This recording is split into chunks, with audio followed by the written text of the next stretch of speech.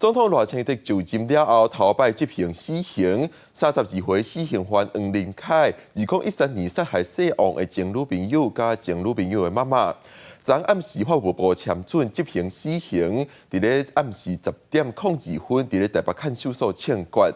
法务部是强调死刑拢经过严格审核，拢合宪依法来行政。台北监狱刑场暗内电火要是光影影，因为过4年了后，搁一届执行枪决。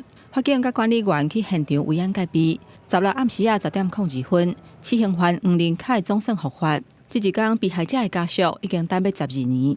恶人有恶报啦，歹人有歹报，所以司法互阮一个公道，真正爱枪杀的，拖12年，拖到即阵，那真正到人互杀死，你无报仇啊，人会甲伊取笑啊，12年，各位困的哦。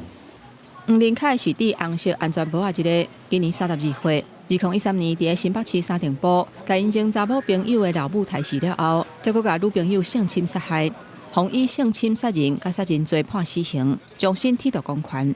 最高法院2017年驳回上诉，判黄仁凯死刑确定。法务部16甲枪决，嘛开记者会说明，强调死刑符合宪法，法务部依法行政。本案刑事程序之进行，符合宪法判决所揭示的。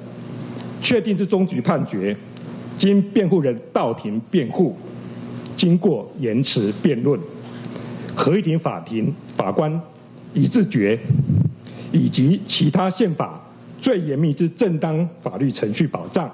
去年黄仁凯透过限缩死刑下用的宪判，趁这个机会申请释宪，互受害者因老爸无法度接受。即马法务部长批准执行死刑的时间，就伫因查某囝做生日记的前一天，互伊是真感慨。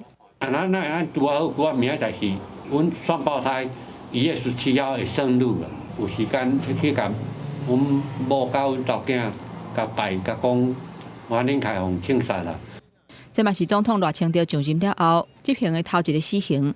黄仁凯今年32岁，是目前上届少年的死刑犯，嘛是死刑释宪了后，互枪决的头一个人。公司新闻综合报道。